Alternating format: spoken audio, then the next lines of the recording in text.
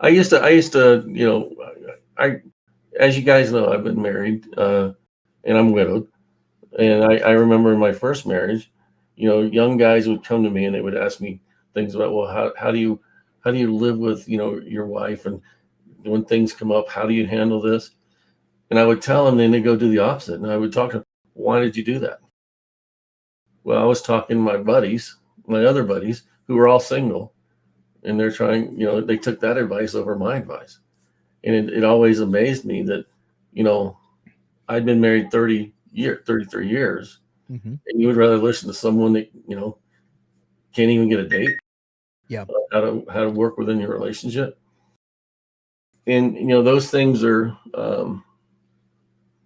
they're odd to me, but they're not, because people are constantly wanting to be validated about how they feel, what they want to do, not what they need to do. Right. So And as I that's as I yeah. went through life, I just kind of quit advising people, unless they seriously wanted to work on their relationship, or they really seriously wanted to work on themselves. Yeah. There was just not much sense telling someone. If they have a preconceived idea about what they think or what they feel is the right thing to do, you can't change their mind. That's super super wise of you. And I never even really, put it like that until you mentioned it right now, but people, they want to do what they want to do, and then and it's usually emotionally driven, and then they'll just ask people around them to kind of validate what they already want to do. Right. Yeah, that's pretty wild. That's pretty deep. And people seek that out. Look, I mean, look at whatever social conscious things going on right now. They're seeking out validation, and they're seeking out belonging, because there's no. I mean, the true leaders are few and far between these days. Yeah. Yeah. And that's a sad thing, because where does that come from? Leading or understanding leadership, it comes from fathers. Yeah. And because there's so few fathers today, there's very few leaders. Yeah. I mean, the guys are just like, I mean, it's one thing to be like, you could be a dad, but it's different from being a dad than it is being a father. Kind of Right. like being a man from being a male. And yeah, a lot of the thing is, yeah, it all boils down to the lack of having a father in the house. I realized that.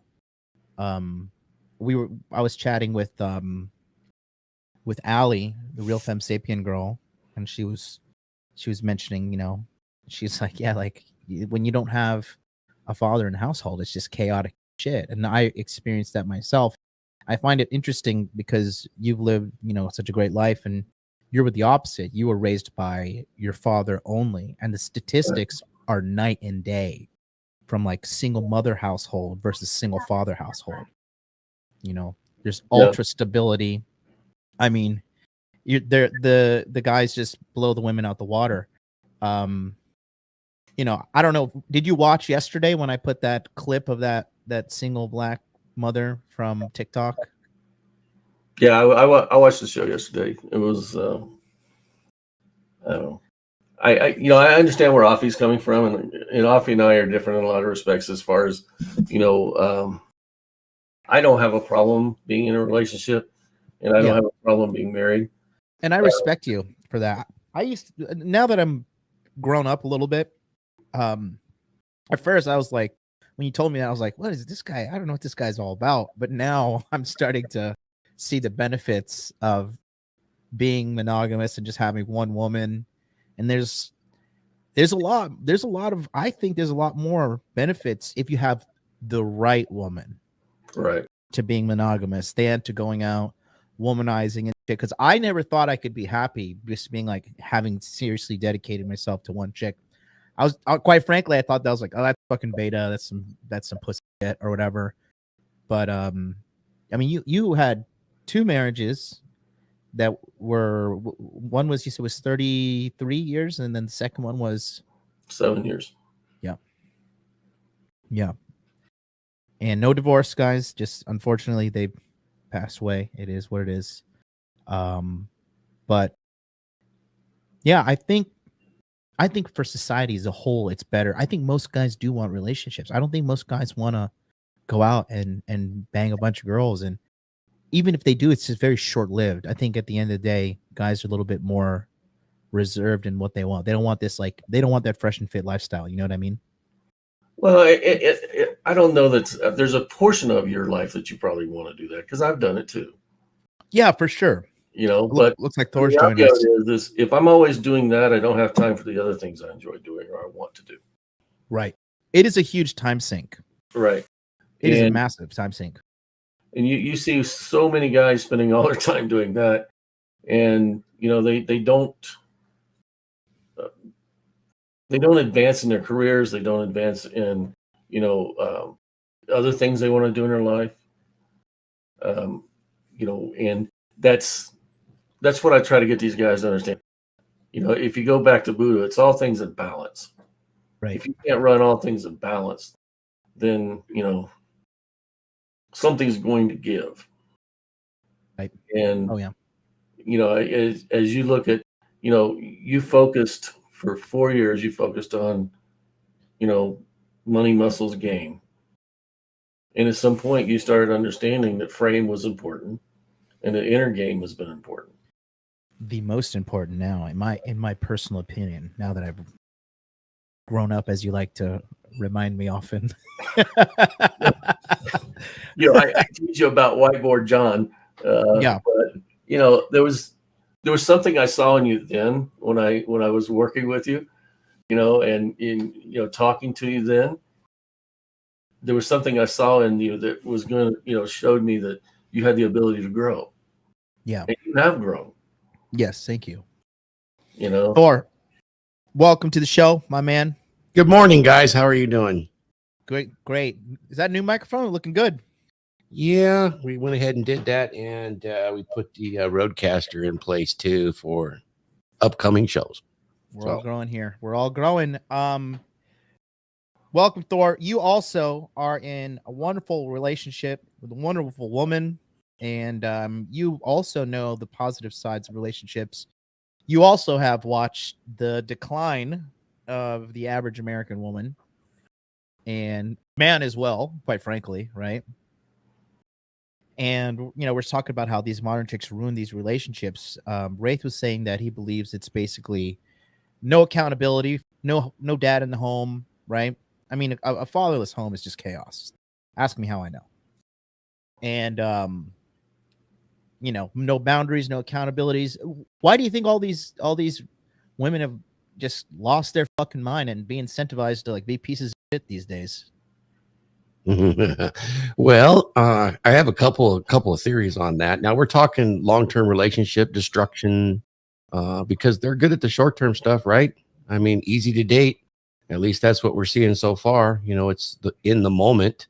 If you can't even call it dating, that's short term. You can even call it that. To me, I'm gonna put my tinfoil hat on. It seems almost like it was done on purpose to us culturally. We talk about the culture war, and it seems like it was done to us with good intentions, like in the name of egalitarianism, but there wasn't a lot of thought put into it. It definitely has an impact, and in my mind, it's definitely something that was done on purpose. Tell the gals that they can do anything they want. Tell the guys that they can't compete. Everybody gets a trophy. Going against their innate natures for many, many years has resulted in what we're starting to see a glimpse of right now. And as the women, modern women come up, date, they don't have long-term relationships. They're very unhappy. They won't have children until they're ready. We see the demographic going down. We can't even keep up with the birth rate. We are headed towards a catastrophe, but it's a slow one. We are slowly sliding into the loss of population. Funny thing is, back in the 60s, we were panicked about overpopulation. Yeah. And here we are today, sliding down that slope. Even China, now they would like them to have 3 children. Yep.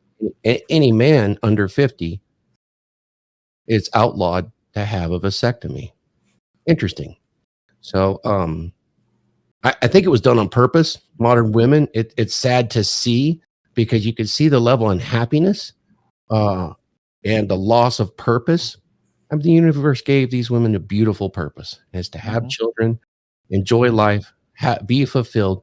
And there is a whole biology that's built to do that. It's an amazing thing. It's a great gift. Yep. And when you see a woman, a young woman, particularly a modern young woman today that's fulfilling that, it's like a shining light, because you don't see it very often. No, you don't. No, you don't. What's your take on single women and why they kind of sabotage their friends' relationships? Misery loves company. Ooh. Please go on.